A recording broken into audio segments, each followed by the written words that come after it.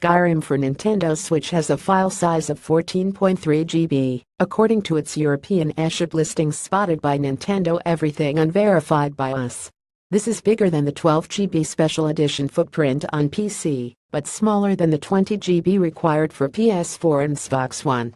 Even though 14 GB is fairly small by modern gaming standards, it's still a little irksome when considering the Switch only has about 25 GB of free space in its internal storage. As we've seen with similar-sized titles, like the 13.4 GB Breath of the Wild, you'll only be able to fit another game or two before you've got to start deleting.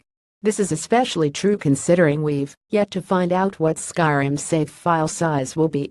Titles like NBA 2K18 take up about 25 GB, or between 20 GB of content and a 5 GB save.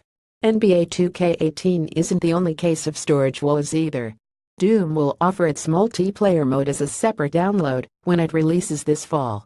With so much content to collect in Skyrim, it's not unthinkable that saves could add more weight to that fairly average load.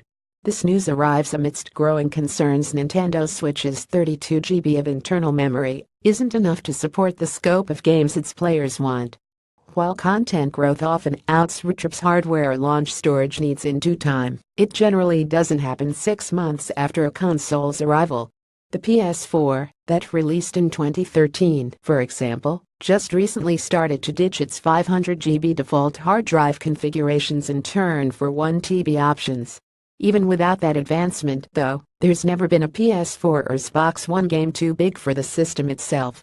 Thankfully, Nintendo's increasingly close partnership with Bethesda and the fact that Skyrim is a 6-year-old game likely helped its footprint stay at less controversial levels.